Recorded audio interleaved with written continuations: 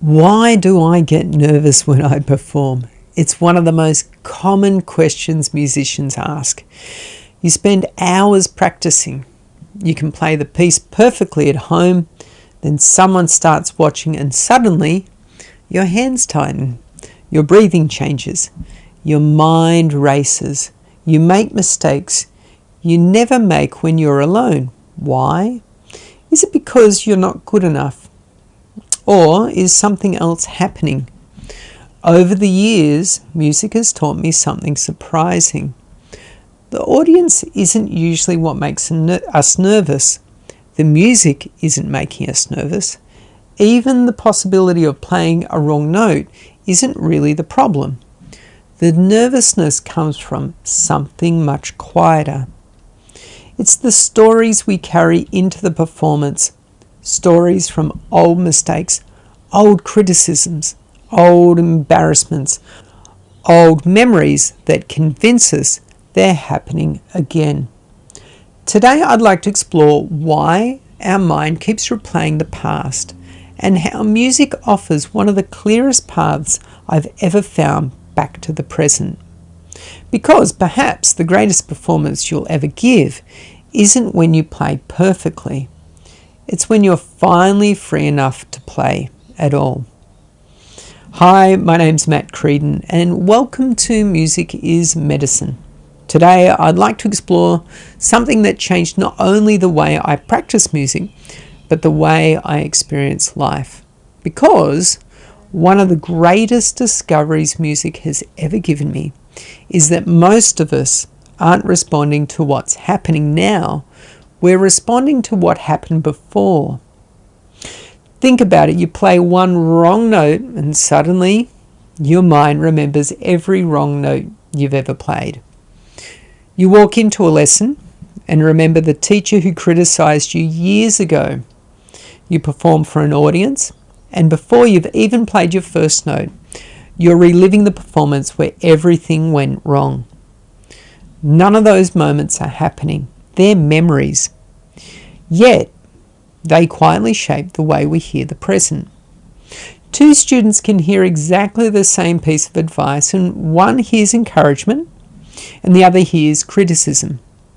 The words were identical. The only difference was the past each student brought into the room. Music has taught me something beautiful. Every note only exists once. The note you played a second ago is gone. Last week's mistake is gone.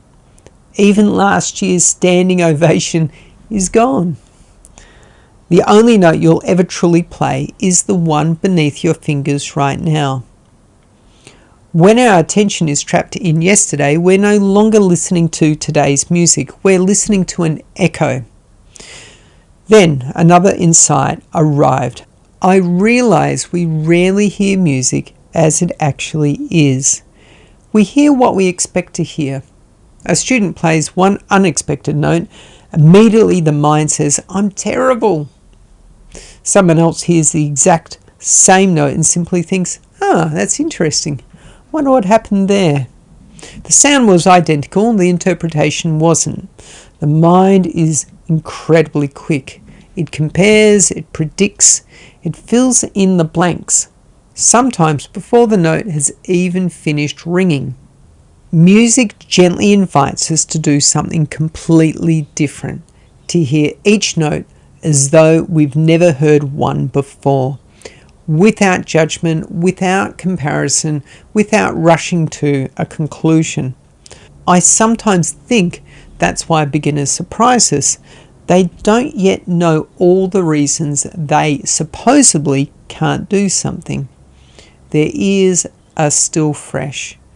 Real learning begins the moment we're willing to admit, perhaps I don't hear this as clearly as I think I do. That's not weakness, that's curiosity. And curiosity is where growth begins. Another lesson completely transformed my relationship with practice. I realized not every thought deserves to be believed. How often do we hear thoughts like, "I'm not talented enough," or "I always make mistakes"? Everyone is judging me. I'll never be as good as them. They do feel convincing, but are they true? Or are they simply habits? One wrong note lasts less than a second. The story we attach to it can last for years. The mind is constantly commenting on everything we do. The problem isn't that commentary exists. The problem is believing every word it says. This is where the easy key became such a powerful teacher for me. Every note simply has a relationship to every other note, and that's all. The note itself isn't embarrassed. It isn't brilliant. It isn't a failure. Those meanings don't exist inside the music. They exist inside thinking. And here's the wonderful news. If I gave the thought its meaning, I don't have to obey it anymore. One idea keeps returning in my own teaching. Every thought is a command, unless we question it. Music gives us the perfect place to practice that. The next time a discouraging thought appears while you're practicing, don't fight it, don't replace it, simply notice it. Then quietly say, "This thought does not define my music." Watch what happens. Then came another discovery. The notes themselves are completely neutral. A note isn't born good or bad, right or wrong. Every note is simply information. Yet we immediately begin labeling it. I nailed that. I ruined that. I'm hopeless. But did the music say any of that? Or did our thinking? One exercise I love is recording yourself playing. Then don't listen. Leave it for a couple of days. When you return, listen as though you're hearing it as a complete stranger. You may be amazed. What felt terrible while you were playing may actually sound beautiful. You'll also notice something else. Often the criticism begins before you've even heard the recording. You're not listening to the music, you're listening to the commentary. That realization alone can change everything. Something else became obvious. Before we even begin learning a new piece, our mind has usually written an entire story.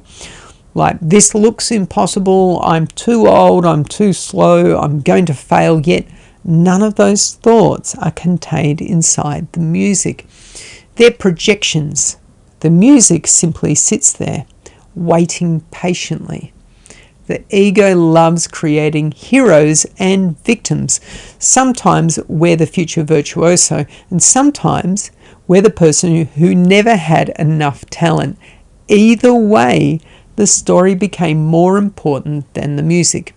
So, today, notice every label your mind gives a new piece, such as scary, beautiful, impossible, easy, confusing, wonderful.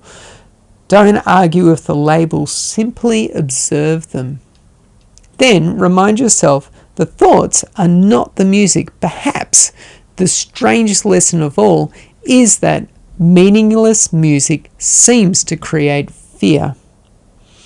As children, many of us didn't start learning music simply because we loved sound.